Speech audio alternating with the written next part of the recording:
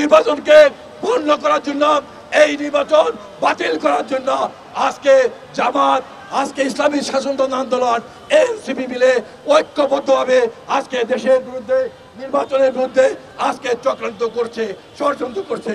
আমরা বলতে চাই কেন আজকে চক্রান্ত করছে? তারা জানে নির্বাচন হলে তারা এই সমস্ত আসলে তাদের জামানত বাজেয়াপ্ত হয়ে যাবে, এই জন্যই তারা নির্বাচন চায় না। কয়েকজন উপদেষ্টা, কয়েকজন এনসিপির নেতারা আজকে বড় বড় কথা বলেন। তাদের উদ্দেশ্য বলতে চাই, আপনারা 24 জুলাই মাসের 19 তারিখে সাংবাদিক সম্মেলন করেছেন, আমরা কোঠা বিরোধী আন্দোলন করছি। এই সুযোগে কেউ জ্বালাও পোড়াও করে কেউ কাদের এজেন্ডা বাস্তবায়ন করতে চায়, সরকারের পতন করতে চায়, আমরা এটার সাথে সম্পৃক্ত নই। যারা করছে তারা তাদের দায়িত্ব বহন করবে।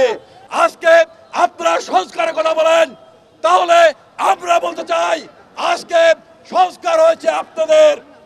1 বছরের মাথায় আপনারা ঢাকা শহরে বিশাল বাড়িতে থাকেন, 1 বছরের মাথায় আপনারা ঢাকা শহরে বাসের পরিবর্তে বিশাল বিশাল দামি দামি গাড়ি ব্যবহার করেন।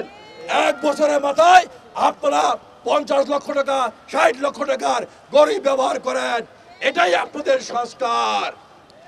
আর একটা সংস্কার দেখতে পাচ্ছে এই এনসিপির নেতারা আপনাদের সহযোগিতা বন্ধের বাজে বাজে ভাবে ফোন দেন, বাজে মেসেজ পাঠান, এটাও আপনাদের সংস্কার।